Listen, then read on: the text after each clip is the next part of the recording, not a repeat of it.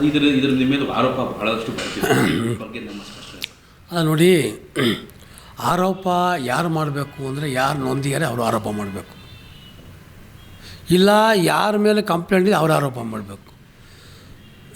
ಇದರಲ್ಲಿ ಯಾರೂ ನೊಂದಿಲ್ಲ, ಅವಮಾನ ಆಗಿರೋದು ಯಾರಿಗೆ ಅಂದರೆ ನಮಗೆ ಇವರು ಎಲ್ಲೋ ಒಂದು ಕಡೆ ಮಾನಸಿಕವಾಗಿ ಮತ್ತು ಹಿಂಸೆ ಮಾಡಬೇಕು ಅಂತ ಇವ್ರು ಮಾಡಿರೋಂಥ ಒಂದು ಆರೋಪ. ಇದು ಆರೋಪ ಮಾಡಿಕೆ ಯಾವುದೋ ಒಂದು ಹೆಣ್ಮಗುನ ಬಳಸ್ಕೊಂಡು ಆರೋಪವನ್ನು ಮಾಡಬಾರ್ದು. ಆ ಹುಡುಗಿ ಏನು ಹೇಳಿದ್ದಾಳೆ, ರಾಮಮೂರ್ತಿಯವರು ನನಗೆ ಗುಡ್ ಮಾರ್ನಿಂಗ್ ಹಾಕಿದ್ದಾರೆ ಅಂಕಲ್ಲು ಅಂತ ಹಾಕಿದ್ದಾರೆ, ಕರೆಕ್ಟು. ಬಟ್ ಇದು ಪ್ರಶ್ನೆ ಇರುವಂಥದ್ದು, ನನಗೊಂದು 65,000 ಜನ ಮೇಲ್ಪಟ್ಟು ನನಗೆ ಸಪೋರ್ಟ್ಗಳಿದ್ದಾರೆ. ಏನೇನು ನಾನು ಯೂಟ್ಯೂಬಲ್ಲಾಗಲಿ, ಫೇಸ್ಬುಕ್ಕಲ್ಲಾಗಲಿ, ಇನ್ಸ್ಟಾಗ್ರಾಮಲ್ಲಾಗಲಿ ನಾನು ಏನು ಮಾಡ್ತೀವಿ, ನಾನು ಏನೇನು ಕೆಲಸಗಳನ್ನ ಮಾಡ್ತೀವಿ, ದಿನನಿತ್ಯ ಏನು ಕೆಲಸ ಮಾಡ್ತೀವಿ ಎಲ್ಲ ಅಪ್ಲೋಡ್ ಮಾಡುವಂಥ ಕೆಲಸ ನಮ್ಮ ಟೀಮ್ ಮಾಡುತ್ತೆ. ಇದು ನೋಡಿ ಅವ್ರು ಏನು ಮಾಡ್ತಾರೆ ಅಂದರೆ, ಇದರಲ್ಲಿ ನನ್ನ ಇಡೀ ಬೆಂಗಳೂರಿನಲ್ಲಾಗಲಿ ಜಯನಗರದಲ್ಲಾಗಲಿ ನನ್ನ ಚಾರಿತ್ರೆಯನ್ನು ವಧೆ ಮಾಡಬೇಕು ಅಂತ ಏಕೈಕ ಉದ್ದೇಶದಿಂದ ಇವ್ರು ಮಾಡ್ಕೊಂಬಂದಿದ್ದಾರೆ. ಆ ಹುಡುಗಿ ಯಾಕೆ ಕಂಪ್ಲೇಂಟ್ ಕೊಟ್ಟಿಲ್ಲ? ಮತ್ತು ನಾನು ಗುಡ್ ಮಾರ್ನಿಂಗ್ ಹಾಕೋರು, ಗುಡ್ ಈವ್ನಿಂಗ್ ಹಾಕೋರು ಯಾಕೆ ಕಂಪ್ಲೇಂಟ್ ಕೊಟ್ಟಿಲ್ಲ? ನಾವು ಕೇಳಿ, ನಮ್ಮ ತಾಯಿಗೂ ನಂಗೆ ಗುಡ್ ಮಾರ್ನಿಂಗ್ ಹಾಕ್ಬೋದು, ನನ್ನ ಮಗಳಿಗೂ ಹಾಕ್ಬೇಕು, ಅವರು ಹಾಕ್ಬೋದು. ಆದರೆ ನಮ್ಮ ಪ್ರಶ್ನೆ ಬಂದಿರೋದು, ಇಲ್ಲಿ ಯಾರಿಗೂ ಹಾಕಿಲ್ವಲ್ಲ, ಇವ್ರಿಗೇನು? ನಾನೇನಾದ್ರು ಹಳೆ ಶಾಸಕರಿಗೆ ಗುಡ್ ಮಾರ್ನಿಂಗು ಗುಡ್ ಈವ್ನಿಂಗ್ ಹಾಕಿದರೆ ರೈಟು ತಪ್ಪಪ್ಪ ಅನ್ಬೋದಾಯ್ತು.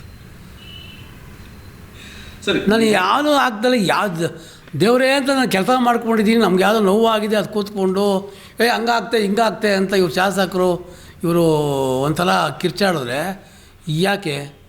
ನಿಮಗೇನು ತೊಂದರೆ ಕೊಟ್ಟನ? ಅವಳು ಯಾವುದೇ ಹೆಣ್ಮಗುಗೆ ನಾನು ಅಷ್ಟೇ ಮೆಸೇಜ್ ಕಳಿಸಿದ್ದೀನ? ಯಾವುದೇ ಹೆಣ್ಮಗುಗೆ ನಾನು ಏನಾರು ಫೋನ್ ಮಾಡಿ ತೊಂದರೆ ಮಾಡಿದ್ದೀನ? ನನಗೂ ತಾಯಿ ಇದ್ದಾರೆ, ತಂಗಿ ಇದ್ದಾರೆ, ಹೆಂಡತಿ ಇದ್ದಾರೆ, ನನಗೆ ಆ ವಯಸ್ಸಾದ ಮಕ್ಕಳಿದ್ದಾರೆ, ನಮಗೆ ಮೊಮ್ಮಕ್ಕಳಿದ್ದಾರೆ. ನೀವು ಆರೋಪ ಮಾಡಬೇಕಾದ್ರೆ ನೇರವಾಗಿ ನನ್ನ ಕೆಲಸದ ಬಗ್ಗೆ ಆರೋಪವನ್ನು ಮಾಡಿ. 30 ವರ್ಷ ನಾನು ರಾಜಕೀಯಕ್ಕೆ ಬಂದು 3 ಬಾರಿ ನಾನು ಕಾರ್ಪೊರೇಟರ್ ಆಗಿದ್ದೀನಿ, ಒಂದು ಸಲ MLA ಆಗಿದ್ದೀನಿ. ಸೊ ನೀವು ಇನ್ನು 3 ವರ್ಷಕ್ಕೆ ನೀವು ಅಧಿಕಾರದಲ್ಲಿ ಆಚೆ ಬಂದು ಮಿಲ ಅಂತ ಒದ್ದಾಡ್ತಾ ಇದ್ದಾರಲ್ಲ, ಇದು ಅದು ಪ್ರಶ್ನೆ. ಅವಾಗ ಕೋರ್ಟ್ಗೆ ಹೋದ್ರಿ ಹಂಗಲ್ಲ ಹಿಂಗಲ್ಲ ಅಂತ, ಕೋರ್ಟಲ್ಲಿ ಇನ್ನೂ ನಡೀತಾ ಇದೆ. ಅಯ್ಯೋ MLA ಮಿಸ್ ಆಗೋದು ಜಯನಗರದಲ್ಲಿ. ನೀವು ಮಿಸ್ ಆಗಿದ್ದಕ್ಕೆ ಜನ ನಿಮ್ಮನ್ನು ಮಿಸ್ ಮಾಡವ್ರೆ, ನನ್ನೇನು ಮಿಸ್ ಮಾಡಿಲ್ಲ.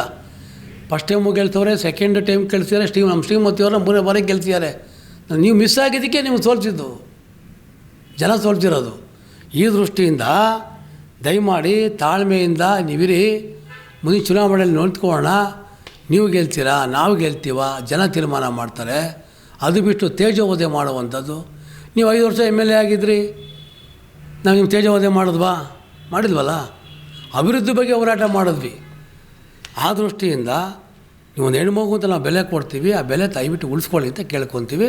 ಮುಂದಿನ ದಿನಗಳಿಗೆ ಯಾರ್ಯಾರು ಇದಕ್ಕೆ ನೈತಿಕವಾಗಿ ನನ್ನ ಮೇಲೆ ಯಾರ್ಯಾರು ಮಾಡಿದ್ದಾರೆ, ಯಾರ್ಯಾರು ನನ್ನ ಇನ್ಸ್ಟಾಗ್ರಾಮ್ ಹ್ಯಾಕ್ ಮಾಡವ್ರೆ, ಯಾರ್ಯಾರು ಅಷ್ಟೇ ಒಬ್ಬರೂ ಬಿಡಲ್ಲ. ನಾನು ಎಲ್ಲರನ್ನೂ ಕೋರ್ಟ್ ಕೇಳಿದ್ವಿ, FIR ಮಾಡಿ ಜೈಲಿಗೆ ಹಾಕ್ತೀವಿ ನಾವು.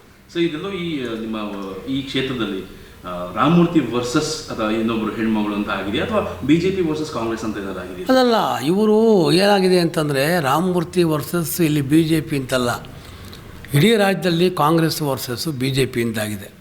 ಇವತ್ತು ಕಾಂಗ್ರೆಸ್ಸರು ಇವತ್ತು ಅಸಹಾಯಕರಾಗ್ಬಿಟ್ಟಿದ್ದಾರೆ. ಎರಡನೇದು, ನಾನು ಒಬ್ಬ ಮಧ್ಯಮ ವರ್ಗದ ಬಂದವನು. ನಾನಿವತ್ತು ಬಡತನದಲ್ಲಿ ಹುಟ್ಟಿದ್ರು ಕೂಡ ಇವತ್ತು ಜನಗಳ ಆಶೀರ್ವಾದದಿಂದ ಇವತ್ತು ನಾನು ಒಬ್ಬ MLA ಆಗಿ ಇವತ್ತು ಬಂದಿದ್ದೇನೆ ಅಂದರೆ ಜನ ಒಬ್ಬರು ಮಾಡಿದ್ದಾರೆ. ನಾನು ಒಬ್ಬ ಮಿನಿಸ್ಟ್ರು ಮಗನಾಗೋ CM ಮಗನಾಗೋ ನಾನು ಬಂದಿಲ್ಲ. ನಾನು ಈ ದೃಷ್ಟಿಯಿಂದ ಬಿಡಿ, ಕೆಲಸ ಮಾಡೋಕ್ಕೆ ಬಿಡಿ. ಆದರೂ ಅದು ಬಿಟ್ಬಿಟ್ಟು ಹಿಂದೆಯಿಂದ ನೀವು ಯೂತ್ ಕಾಂಗ್ರೆಸ್ ಕಡೆಯಿಂದ ನಮಗೆ ಕಲ್ಲು ಹೊಡ್ಸೋದು, ಬೇರೆ ಕಡೆ ಕಲ್ಲು ಹೊಡ್ಸೋದು, ನೀವೇ ಕಲ್ಲು ಹೊಡೀರಿ, ನನಗೆ ಜನ ತೀರ್ಮಾನ ಮಾಡ್ಕೊಳ್ಳಿ ಅಂತ ಕೇಳ್ತಿದ್ದೆ ಅಷ್ಟೇ. ಸೊ ಇದಕ್ಕೆ ನೀವು ಈಗ ನೀವು ಇದಕ್ಕೆ ಏನು ಕ್ರಮ ಕೈಗೊಂಡಿದ್ದೀರಿ? ನಿಮ್ಮ 100ಕ್ಕೆ 100 FIR ಮಾಡಿಸಿದ್ರಿ. ನಾನು ಧೈರ್ಯವಾಗಿ ಹೇಳಿದ್ದೀನಿ, ನಾನು ಯಾಕಾಗಿದೆ, ನಾನು ದಯಮಾಡಿ ನಾನು ನ್ಯಾಯ ಕೊಡ್ತೀನಿ ಅಂತ ಕೇಳಿದ್ದೀನಿ. ಒಂದು 2 ಡೇಸಲ್ಲಿ ನಾನು ನ್ಯಾಯ ಆಲ್ರೆಡಿ ಅಡ್ವೊಕೇಟ್ ಹತ್ರ ಡಿಸೈಡ್ ಮಾಡಿದ್ದೀನಿ. ಯಾರ್ಯಾರು ನನ್ನ ಬಗ್ಗೆ ಅಪಪ್ರಚಾರ ಮಾಡಿದ್ದಾರೆ ಲಿಸ್ಟು ಕೂಡ ರೆಡಿ ಮಾಡ್ಕೊಂಡಿದ್ದೀನಿ. ಎಲ್ಲರನ್ನೂ ಕೋರ್ಟ್ಗೆ ಹೇಳಿದ್ದೀನಿ, ಮಾನನಷ್ಟ ಮೊಕದ್ದಮೆ ಹಾಕ್ತೀನಿ ಸರ್.